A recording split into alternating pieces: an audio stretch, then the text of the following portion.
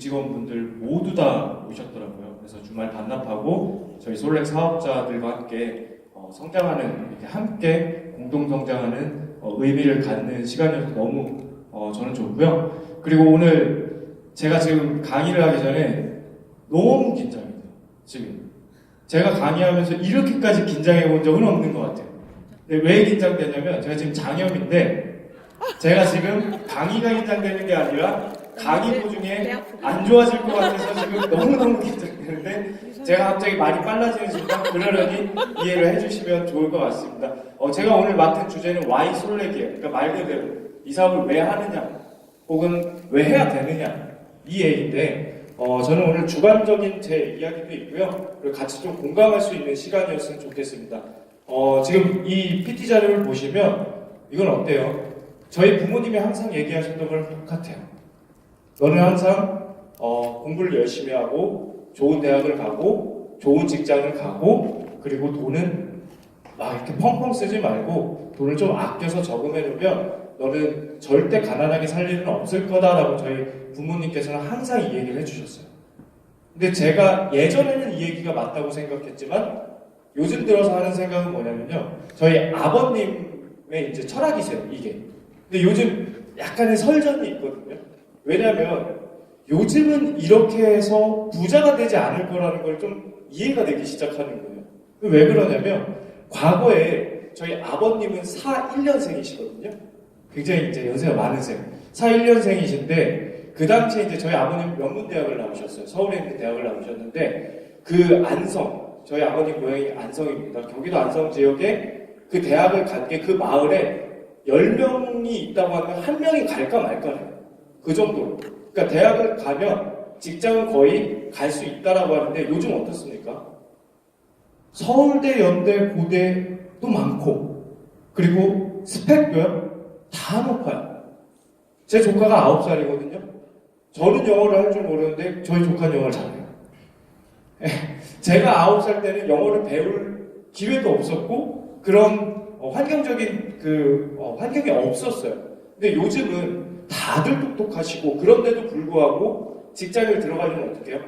예전보다 문이 좁아졌다라는 걸 저는 너무나도 느끼고 있어요. 그거를 좀 반영해주고 있는 게 뭐냐면 94년도의 자료를 보시면 어때요? 대기업에 들어가는 경쟁률이 나쁘지 않은 것 같아요. 두들겨 볼만 할 것 같아요. 서울대, 연대, 고대 나오면 충분히 대기업에 들어갈 수 있을 만한 환경이었는데 요즘은 어떻습니까? 쉽지 않아요. 경쟁률이 무려 200대 1이 넘어가는 것도 있고요. 지금 현재 취업난이에요. 요즘 젊은 20대, 30대 친구들에게.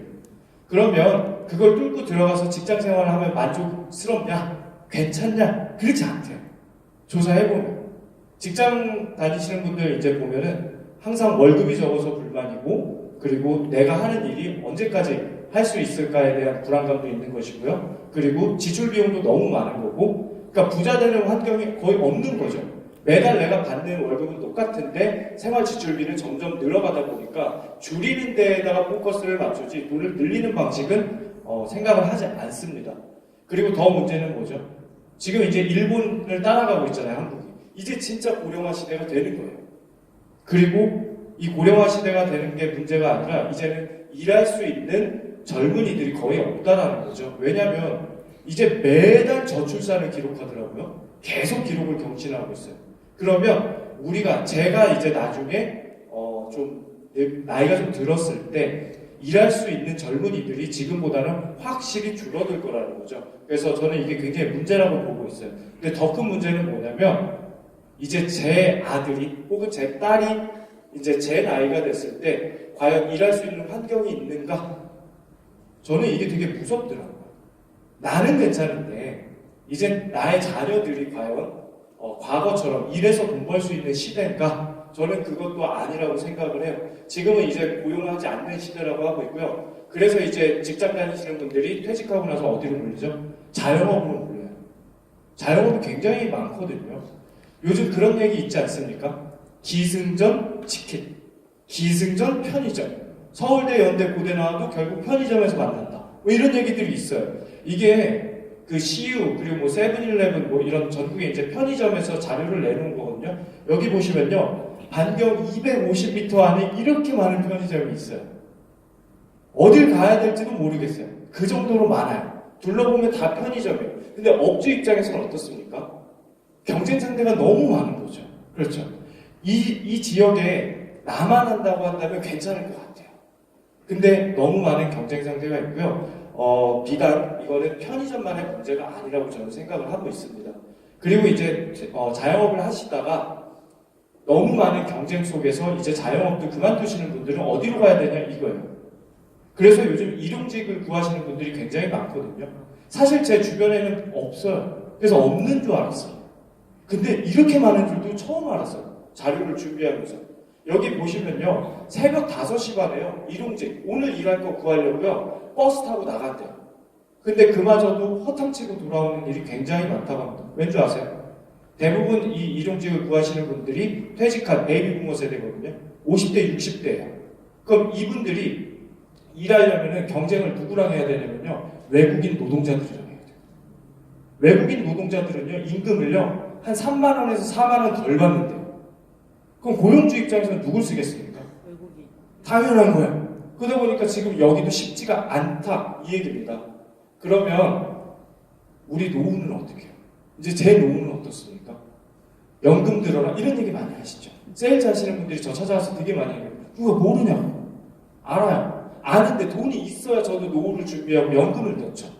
여기 보시면 OECD 국가 중에서요. 그 노후 대비가 안 돼 있고 만족스럽지 못한 그 노인들이요. 1위예요. 저 이거 되게 위험하다고 생각하거든요. 왜냐면 이 안에 저희 부모님도 들어가 있기 때문이에요. 저는 제가 나중에 나이가 먹으면 저는 이렇게 살 거라고 당연히 막연하게 생각했어요. 근데 이제 저도 나이를 조금씩 들어가면서 이거 아니다. 위험할 수 있겠다는 생각이 들더라고요. 근데요. 이건 진짜 베스트고요. 지금 여기 보시면은 60세, 70세 은퇴하시고도 이런 일 하시는 계시죠? 주변에. 저건 최악의 상황이 아니었어요.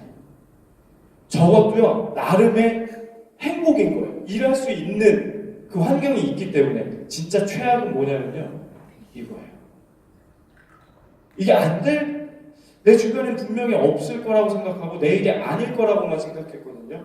근데 준비해놓지 않으면 이게 내 일일 수도 있겠다는 생각이 들면 어때요? 갑자기 기분이 오싹해지기 시작해요.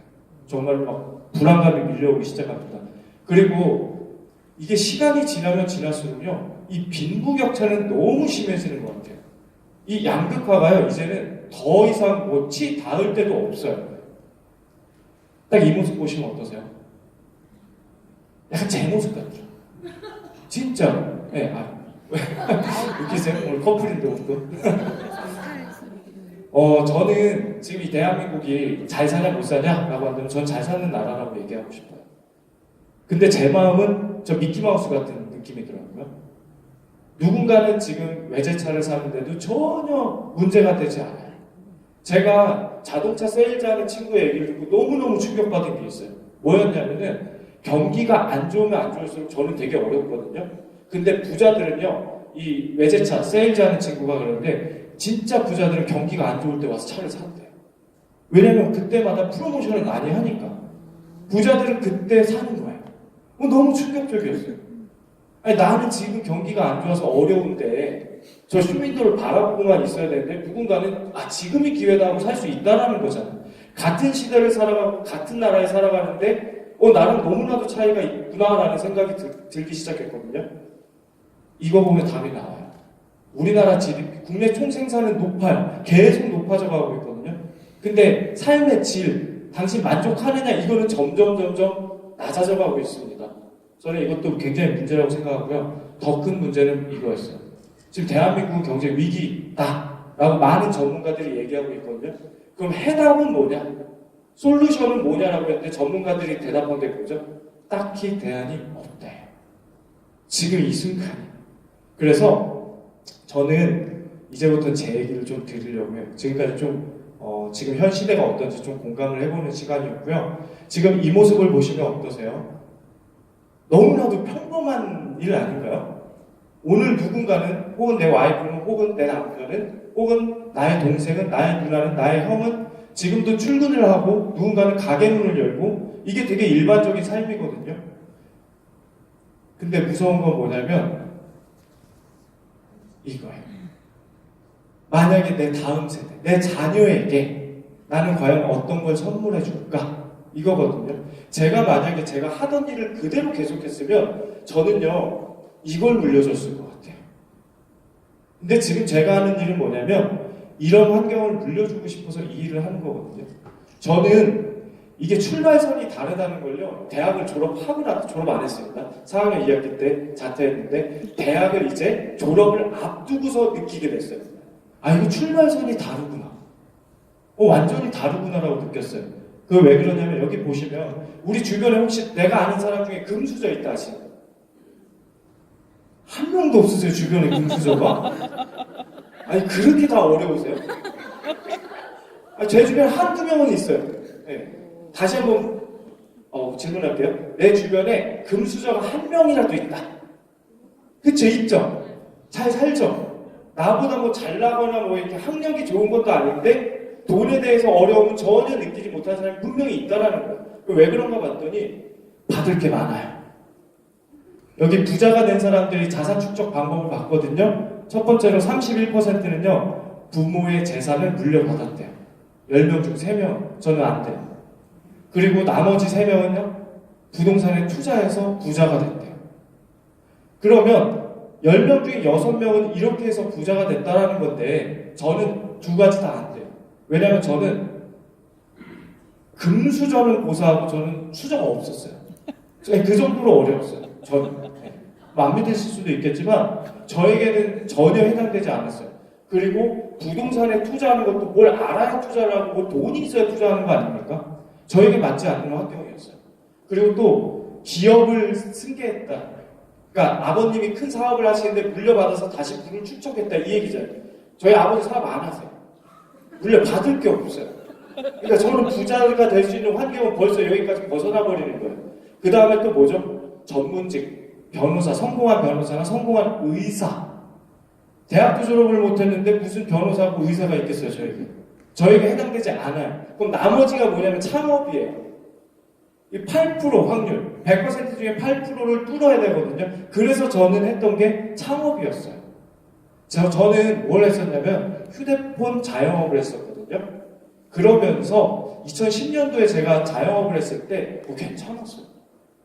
야, 이거 세상에 자영업만 할 게 없다라고 생각했거든요. 왜냐면 그 전에 세일즈 했었거든요.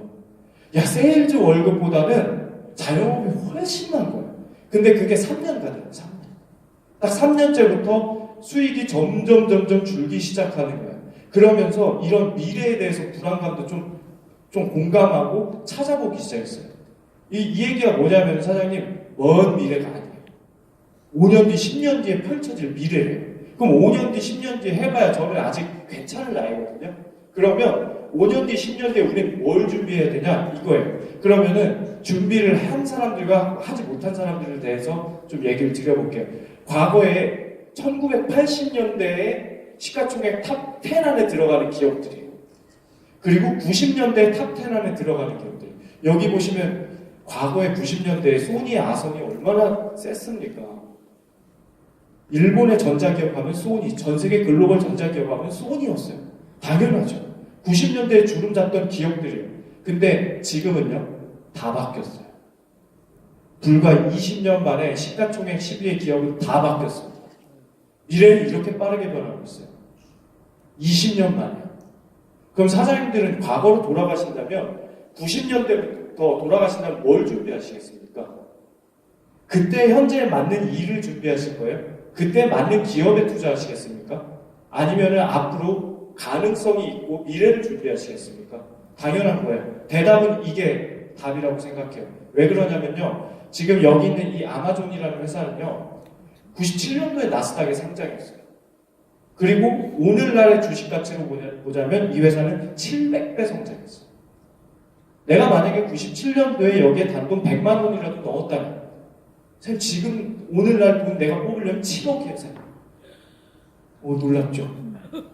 어떻게 100만 원 넣고 7억을 뽑아? 이런 생각 하시잖아요. 그쵸? 그럼 1000만 원 넣었으면요? 70억이에요, 70억. 저는 이게 미래를 예측하는 사람들의 힘이라고 보는 거예요. 그러면 제가 앞으로 준비해야 될 일은 뭐예요? 제가 만약에 오늘 신이 저에게 기회를 주는 거예요. 널 과거로 돌려보내줄게. 너에게 타임머신을 줄게.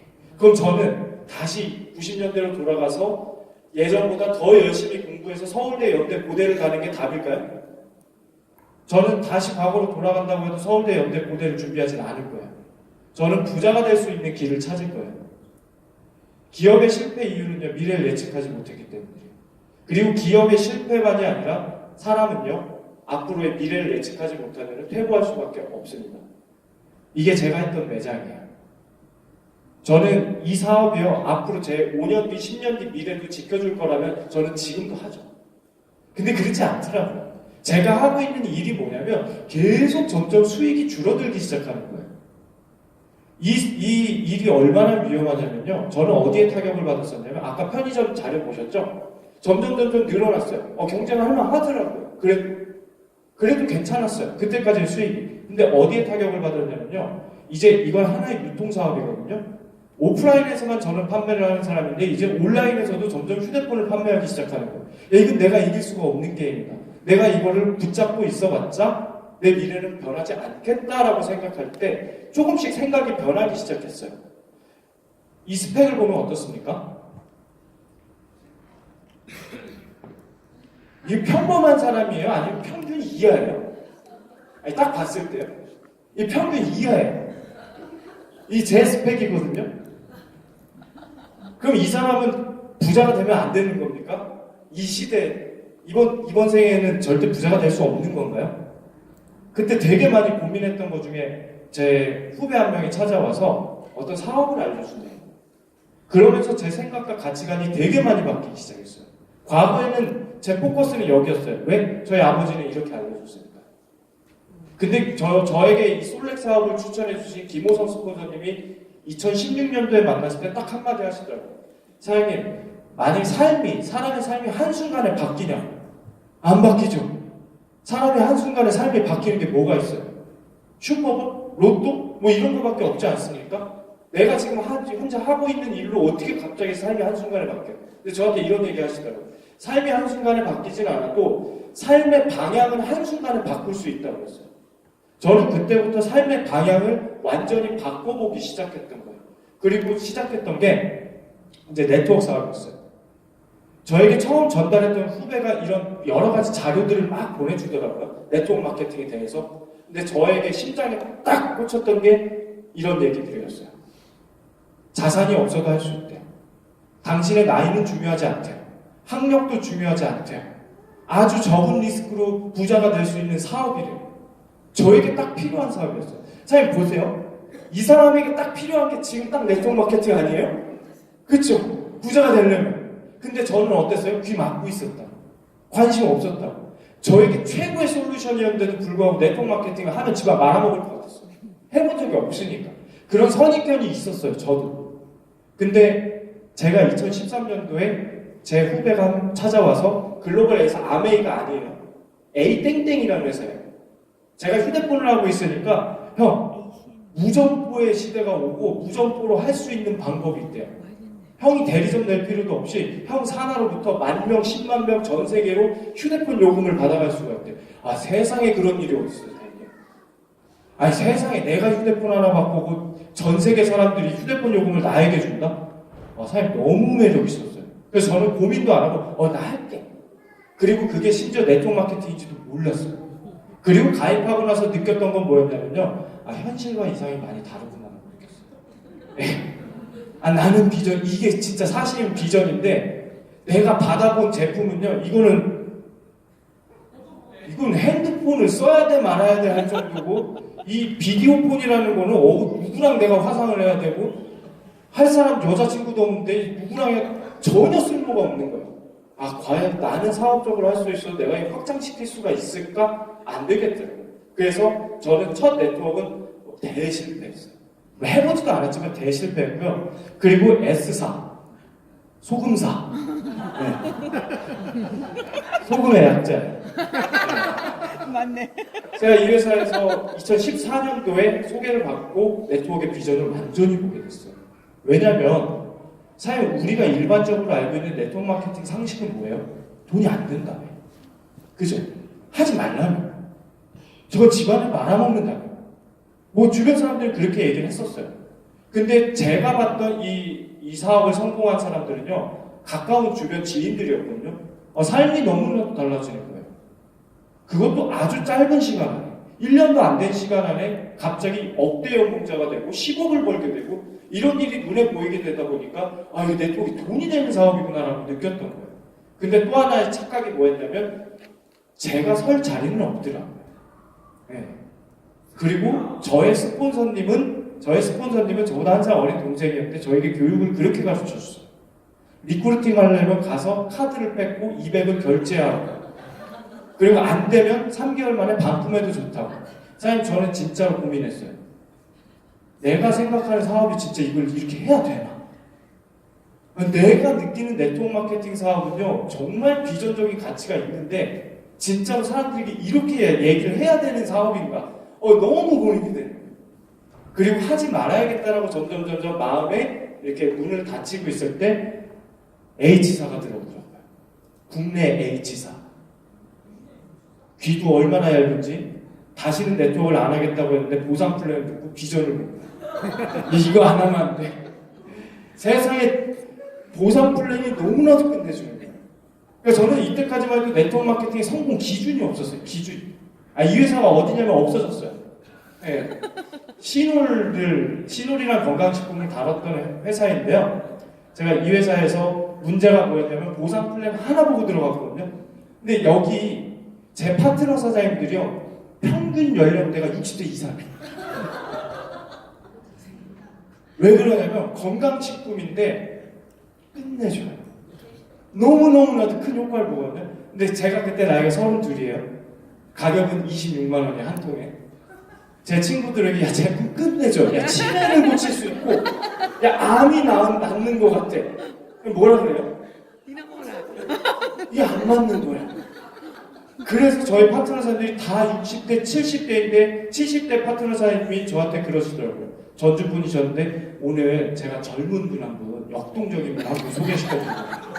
그리고 젊은 분이 나에게도 이제 소개가 되는구나 하는데 50대 후반이시고, 그러니까 70대 분한테는 50대 후반이 젊으신 분이었어요. 네, 그 정도로 저는 그런 사업을 했었고, 그 회사가 이제 비전이 없고 제가 생각했던 회사랑 또 달랐던 거예요. 시행착오를 계속 겪고 있었고, 그러면서 다시는 네트워크를 안 해. 그것도 안 해요. 진짜 안 할 거였어요. 근데 D사에서 스카우트 제의가 들었던 거예요.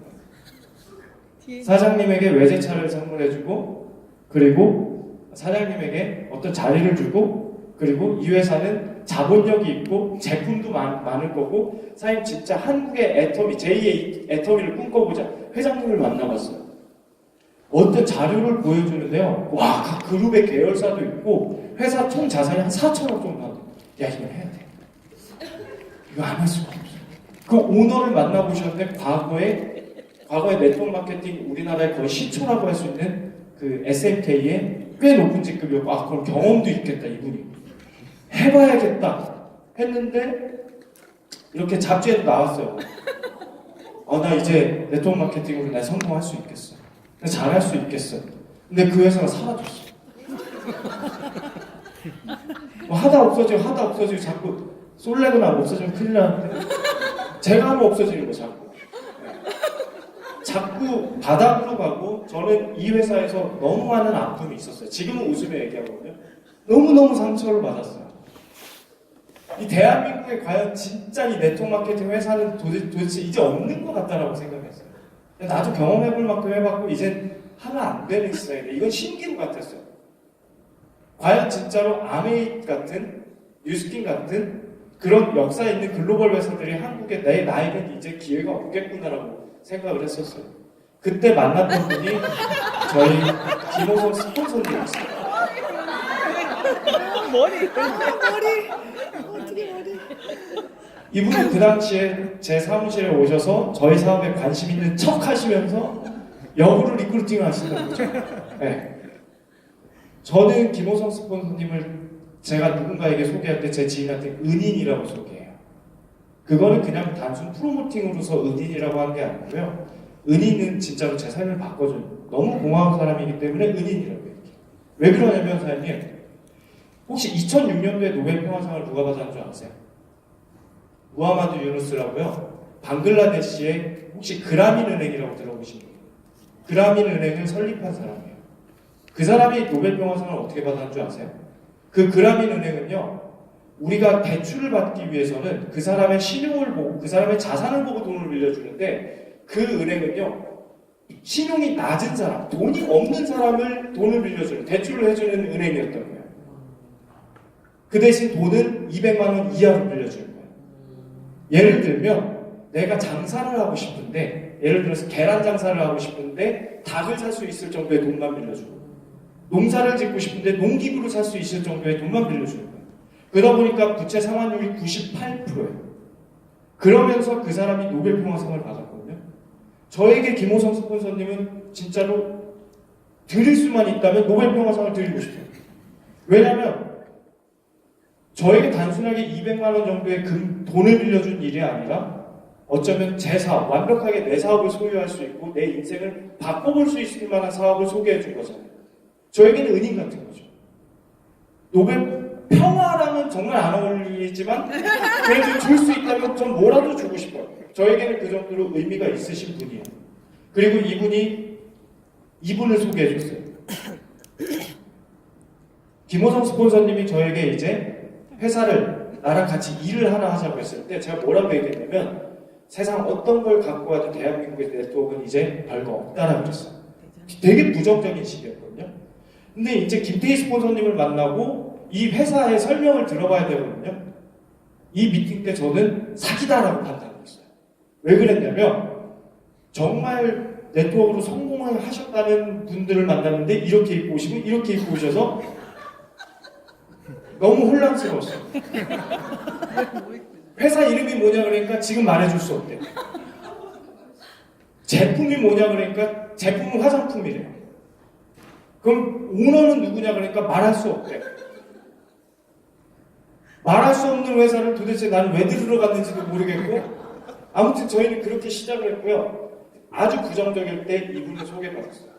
그리고 저는 이 사업에 사인을 했고 이 사업을 해야겠다라고 완벽히 마음을 먹었어요. 처음 만났을 때는 사실 좋지 않았어요. 회장님 가셨나요? 아, 그래요? 처음 소개받은 자리가 강남구청역의 아주 작은 사무실이었거든요. 이분이 들어오실 때 전 속으로 이렇게 생각했어요. 아, 이거 사기다. 아, 이거 대박이다. 지금 나를 앉혀놓고 뭐가 일이 벌어지겠구나. 근데 이분과 대화를 하면서 느꼈던 게, 제가 그동안 네트워크 마케팅에서 실패했던 것들을 제가 생각했던 거예요. 이걸 현실 가능하게 만들 수 있는 회사가 있다면 나는 진짜로 마지막으로 내가 네트워크 마케팅을 꼭 해봐야겠다. 첫 번째로 뭐였냐면요, 다 필요 없고요. 과연 이 회사가 진짜 10년, 20년 갈 수 있는 회사인지 저에게 중요했어요. 근데 조정현 회장님께서는요, 우리 회사는 그 2017년도 저희 첫 번째 1박 2일 세미나가 담양이었나요? 여름 때 제가 조정현 회장님에게 물어봤어요. 회장님, 저희 회사 5년 뒤, 10년 뒤에도 계속 갈 거죠? 근데 아무 걱정 마시고 사장님만 열심히 하시면 돼요. 저는 그 말도 믿지만 저희 회사의 자본력도 추진력도 믿어요. 그래서 저는 10년, 20년 더 오랫동안 갈 수 있을 거라고 믿고요. 그리고 혁신을 추구하는 오너인지 봤었어야 돼요. 지금까지 대한민국 네트워크 마케팅은요, 어떻게 보상을 더 많이 줄까? 어떤 타이밍에 시작을 할까? 혹은 어떻게 더 제품이 좋은 거를 출시할까? 그 문제만 고민을 했던 것 같아요. 많은 오너분들이. 근데 처음 만났을 때 저에게 얘기했던 건, 브랜드를 갖고 오고 광고를 진행할 거고 백화점에 들어갈 거고, 사장님 저에게는 너무나도 충격적이었어요. 이게 진짜 진실이라면 대한민국 네트워크 역사가 바뀌겠다라고 저는 심장이 뛰기 시작했거든요. 그리고 혁신적인 투자와 마케팅이 있는 회사인지. 저희는 단순하게 마케팅 수당을 35%만 풀어주는 회사가 아닙니다. 저희는요, 디자인에도 돈을 투자하고요, 광고에도 돈을 투자하고요, 너무 많은 것에 투자를 하고 있는 회사예요. 공격적인 회사예요. 그리고 소비자, 사업자, 대부분 네트워크 마케팅 회사들이 초기에는요, 소비자 중심의 사업을 하진 않아요. 대부분 사업자 위주로 많은 제품을 구매해야 되는 시기가 있거든요. 근데 저희는 소비자와 사업자가 같이 공존해서 나갈 수 있는 저는 회사라고 생각해요. 그리고 이 사업은 누구나 확장 가능한 사업인지 되게 쉬워요. 제품만 쓰면 돼요. 사업이 제품만 쓰면 되는 걸로 끝나버린다면 저희 이 세상에 안 할 사람 없다고 생각하거든요. 근데 저희 가장 강력한 그 보상 중에서 하나가 뭐죠? 나만 써도 돈이 들어오는 구조예요. 제가 기존에 하던 일은 뭐였냐면 남이 쓰지 않으면 돈이 들어오지 않아요. 나만 쓴다고 해서 돈이 들어오는 구조가 아니에요. 하부에서 어떠한 매출이 일어나야지만 돈이 됐던 거거든요. 이제는 누구나 다 적은 돈이든 많은 돈이든 똑같이 받을 수 있다라는 그거 자체가 저는 너무나도 충격적이었고요. 소비 자체가 소득인 거예요. 이 사업의 핵심이에요. 그리고 소득이 일정하게 유지될 수 있는지 저한테 되게 중요했어요. 제가 이 전사에서는요, 주급으로는요, 3천만 원 이상 받아본 적도 있어요. 근데 그 다음 달에는요, 10만 원 받아본 적도 있어요. 이게 왜 합니까? 3천만 원 받다가 100만 원도 못 받다가 다시 조금 많이 받다가 이게 업앤다운이 너무 심한 거예요. 그러니까 내 소비 지출을 어디에 맞춰야 될지도 모르겠는 거예요. 거기서 느꼈던 게 매출이 올라올 때 상황을 봤더니 이거는 어떤 플랜이라든지 어떤 비정상적인 그런 사업적인 매출이 있어서 저에게 수당이 됐던 거예요. 그냥 아주 단순하게 우리가 소비해서 소득이 되는 구조가 아니었던 거죠. 근데 저는 솔렉이 아주 빠르게 소비와 소득으로 이어질 거라고 저는 생각하고 있습니다. 그리고 저희 제품은요, 전달이 가능하고 반복적으로 재구매가 일어나서 우리 소득의 안정화가 줄 수 있는 그런 회사가요, 지금 아무리 눈 씻고 찾아봐도요, 저는 솔렉이 유일하다고 생각을 하고 있습니다. 저희 할 얘기예요. 저희 사업은요, 이게 다예요. 제품만 쓰면 돼요. 예. 쟤 얼마나 좋습니까? 저에게 이런 얘기를 물어봐요. 너 왜 하냐? 어떤 일을 하고 있냐? 저는 제 삶의 질을 바꿔주는 일이라고 생각해요. 제가 과거에는요, 명품 화장품 쓸 일이 어디 있겠습니까? 저는 화장품에 관심이 없어요. 좋은 화장품 이런 것도 잘 몰라요. 10만 원 넘는 화장품을 써본 적도 없어요. 근데 지금 어때요? 부자들은요, 좋은 거 쓰고 좋은 거 먹잖아요. 그죠? 저는 지금 삶의 질이 올라가고 있는 거예요. 제가 이 사업을 하면서 명품 화장품을 솔렉을 만났으니까 쓰고 있는 거예요. 그래서 너무 감사한 일인 거죠. 왜 하냐고 물어본다면요, 저는 저희 부모님 때문에 해요. 이 사업을. 저희 아버님은 과거에 이제 KBS 청주 방송국의 기자셨고 보도국장으로 퇴직을 하셨어요. 항상 저에게 공부를 하라고 외치셨고, 그리고 저희 아버지는 저에게 항상 우상 같은 존재였고 너무 멋진 분이셨어요. 저희 어머니는 의류를 전공하셨고 두 분 다 제가 어렸을 때 너무나도 멋지시고 잘 나가셨어요.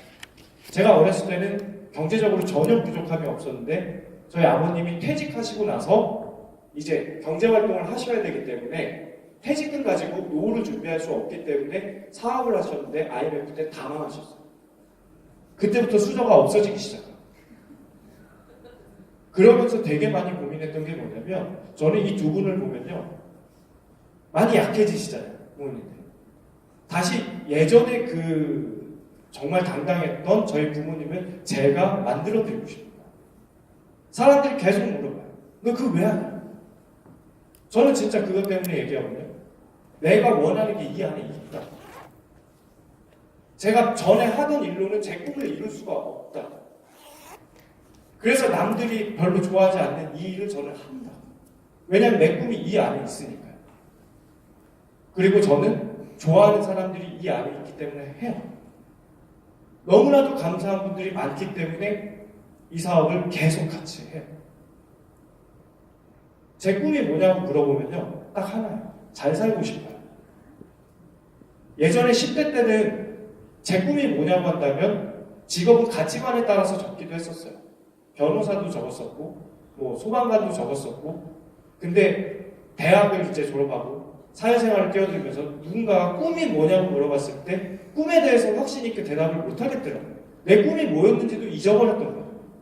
그냥 잘 살고 싶었고, 나는 부자로 살고 싶었고 행복하게 살고 싶었어요. 그게 제 꿈의 전부였어요. 저 같은 사람은요, 다시 한번 질문을 드리자면 저 같은 사람은 진짜로 행복하게 잘 살 수 있을까요? 저는 지금 대답은 예스예요. 100% 예스예요. 저는 솔렉을 만났기 때문에 지금 자신있게 100% 예스라고 얘기할 수 있는 거예요. 저는요, 모든 사람들에게는요, 지금 현재보다 더 나은 삶을 살기를 바라고 희망하길 바라요. 지금 내 스펙이 뭐가 중요합니까? 사실 우리 솔렉을 만나서요, 이제 1년 10개월, 1년 9개월, 1년 10개월 한 비즈니스에서 진짜로 지금 성장하는 이 타이밍에 사장님들 사업에 눈이 달라지시고 여기서 진짜 성공해 보십시오. 사장님들이 상상하던 삶 그 이상을 사실 수 있는 비즈니스에 이 안에 있으면 사실 오늘 주말에 반납하고 이 자리에 오시는 건 당연한 게 되는 거죠. 오늘 이 자리에 오시는 Y도 있으셔야 됩니다. 저는 오늘 이 자리에 온 Y가 뚜렷해요. 누가 오라고 해서 온 것도 아니에요. 이 사업을 성공하고 싶어서 이 자리에 온 거고요. 사실 우리는 성공할 수 있어요. 저는 100% 확신합니다. 그리고 우리는 세상을 바꾸는 혁명, 우리 솔렉 안에서 전부 이루어질 거라고 믿습니다. 감사합니다.